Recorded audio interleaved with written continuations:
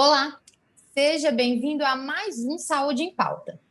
No programa de hoje, nós vamos falar sobre uma doença que é muito conhecida entre os brasileiros, o diabetes, que inclusive é fator de risco para complicações da Covid-19. Para falar sobre o assunto, o nosso convidado é o médico endocrinologista Tiago Santos Irosi. Ele é educador em diabetes pela Sociedade Brasileira de Diabetes. Olá, doutor Tiago. Seja muito bem-vindo. Obrigada pela sua participação hoje aqui conosco. Olá, Lorena. Obrigado pelo convite. Obrigado a todos aí pela participação.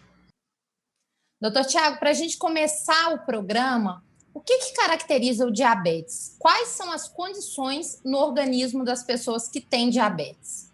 Na verdade, diabetes é uma doença metabólica que a gente fala, em que você não consegue colocar a glicose, né, que a gente pega na alimentação, por exemplo, para dentro das células. Ela fica circulando na corrente sanguínea. A ideia da glicose é entrar nas células para fonte de energia.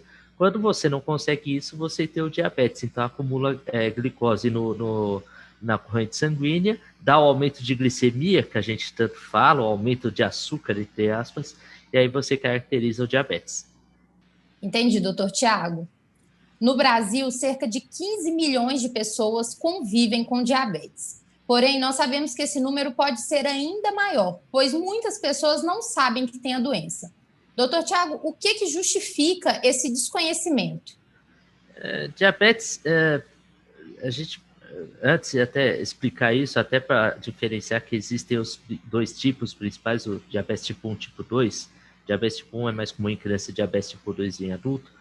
Por que eu estou falando isso? Porque o diabetes tipo 2, que é a maioria dos casos, 90% dos casos de diabetes no Brasil e no mundo, é uma doença silenciosa, então não costuma manifestar sintomas de uma forma muito rápida.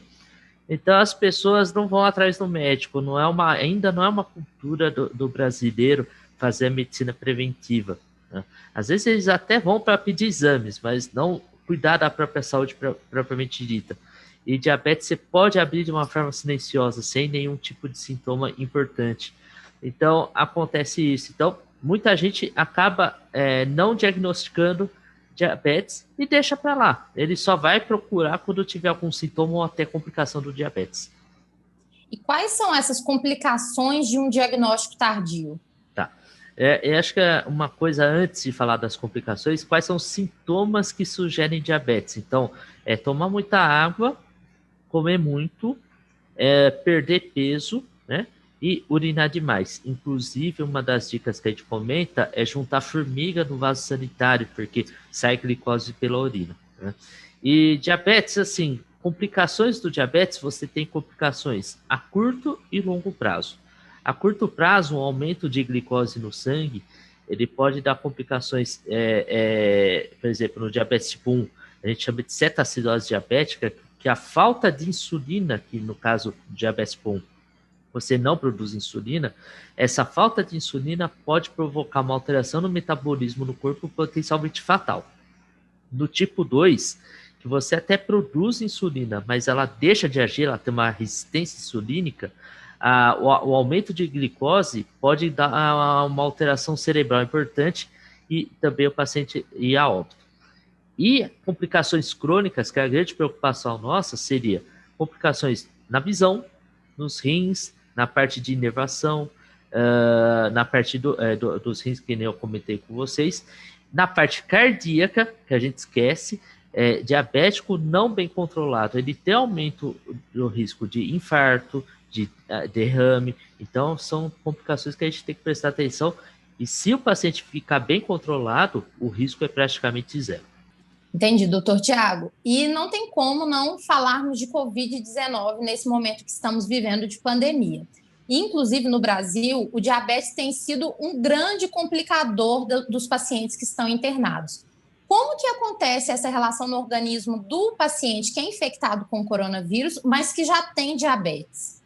Então, Lorena, é assim, o que a literatura fala, o que a gente comenta para os pacientes? O diabético bem controlado, que tem a glicemia bem controlada, faz o tratamento bem direitinho, tudo mais, o risco é igual de quem não tem diabetes. Então fica pau a pau na coisa. O problema é de quem não controla bem o diabetes.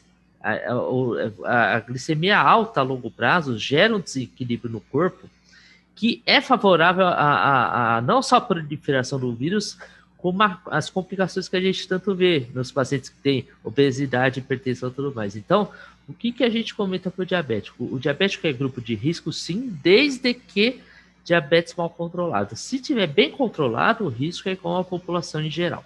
E falando em controle, quais são as opções de tratamento hoje pelo SUS? Elas são seguras?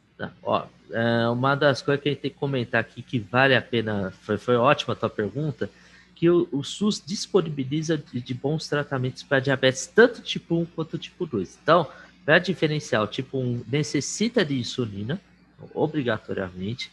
Existem dois tipos de insulina, uma que você aplica 1 até 3 vezes por dia para controlar as glicemias quando você não está comendo, está dormindo, e aquelas insulinas que você faz de aplicação mais rápida, que você corrige uma glicose mais alta ou quando vai corrigir uma alimentação.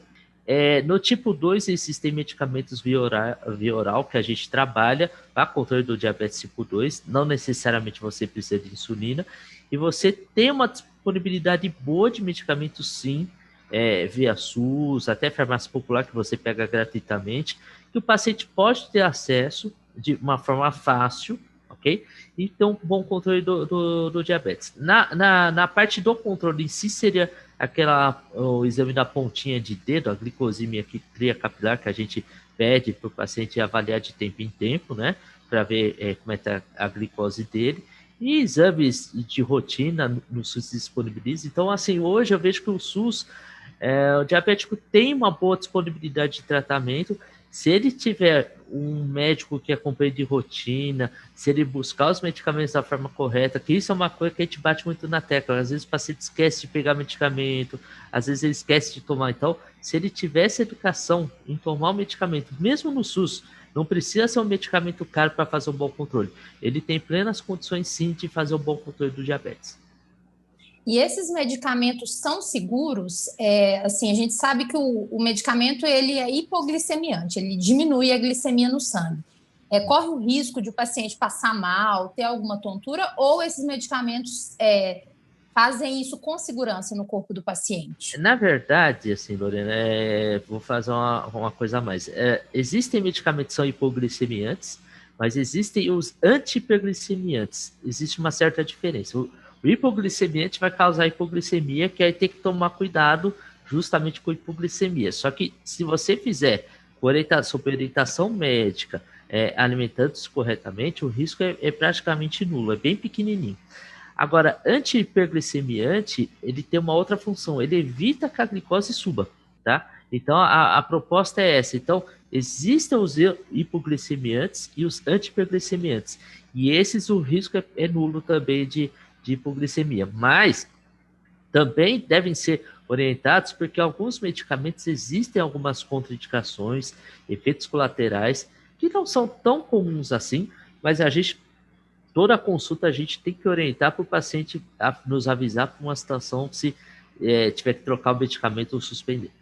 E, doutor Tiago, nós sabemos que muitas pessoas começam o tratamento e aí, quando está dando tudo certo, abandonam o remédio. Os exames regularizam, há uma sensação de que não preciso mais continuar com a medicação. Mas a gente sabe que, pelo contrário, né? Isso é um risco para o paciente e aí fica o alerta realmente para as pessoas fazerem um acompanhamento médico e não abandonarem os remédios por conta própria. Diabetes, por ser doença crônica, assim como obesidade, hipertensão, quando a pessoa atinge o resultado rapidamente, às vezes eles deixam de nos procurar, mesmo na clínica privada acontece muito isso, então eles acham que está tudo bem, pode parar e não precisa mais seguir com o médico, ou, por exemplo, vou usar a situação do Covid, o pessoal tem medo de ir no médico por conta do Covid, e é o que a gente orienta. Porque se o paciente não estiver bem controlado, o risco de complicações do Covid são maiores. Então, a gente tem que... se eu explicar para as pessoas é o seguinte, que diabetes é uma doença que você tem que pensar a longo prazo. você está bem hoje, só que você não sai daqui 3 meses, 6 meses, um ano. Então, esse controle tem que ser constante. Não pode, tá bom, vou parar e desiste. Sempre o médico tem que dar essas orientações. Certo. E para finalizarmos o programa, existe jeito de prevenir o diabetes? Bom, o diabetes tipo 1, ele é uma doença autoimune, então você produz anticorpo que ataca a célula do pâncreas que produz a insulina, né? Isso em si não tem uma prevenção, tá? E é mais comum em crianças, adolescentes, mas adulto pode acabar aparecendo, mas não tem uma prevenção propriamente dita. No diabetes tipo 2, aí está associado principalmente à questão da obesidade. Então, aquela gordurinha na barriga. Então, tomar cuidado com o tipo de alimento, tomar cuidado com alimentos altamente calóricos, atividade física boa, fazer alimentação balanceada, tomar bastante água, evitar cigarro, evitar bebida alcoólica em grande quantidade. Tudo isso que a gente fala em problemas cardíacos, problemas de pressão alta, tudo isso vale também para o diabetes. E lembrar que mesmo a gente pensa muito que diabetes tipo 2 é do adulto, mas a gente vê criança e adolescente com diabetes tipo 2, está aumentando a incidência disso. Assim como o tipo 1, você acaba vendo mais na criança, mas o adulto pode apresentar também. Então, na verdade, a prevenção é essa, pro tipo 2, né? Então, tomar cuidado com o peso, ir nas consultas de rotina, tomar cuidado com a pressão, com uma boa alimentação, uma boa atividade física, sono, né? Sono adequado diminui o risco de doenças crônicas e sempre pensar a longo prazo, não ser imediatista. Certo, doutor Tiago. Eu acho que ficou claro que boa alimentação e exercício físico sempre ajudam na qualidade de vida, né? Independentemente do diabetes ou não. Só uma consideração na alimentação, que é um mito que todo mundo fala, que acho que o diabetes está associado ao doce, e isso não é verdade, tá? É associado à obesidade. A obesidade não é só doce que causa obesidade. Então, essa coisa que o doce causa diabetes também é um mito que a gente tem que tomar cuidado. Seria uma alimentação desbalanceada, né? Não o açúcar propriamente dito. Isso, exatamente. Entendi. Muito obrigada, doutor Tiago, pela sua participação hoje. Obrigado, Lorena, pelo convite aí. Eu espero que você que está em casa tenha gostado do nosso programa. Fique atento, pratique exercícios e adquira bons hábitos alimentares. Se você foi diagnosticado com diabetes, procure ajuda profissional. Obrigada pela sua companhia e até a próxima.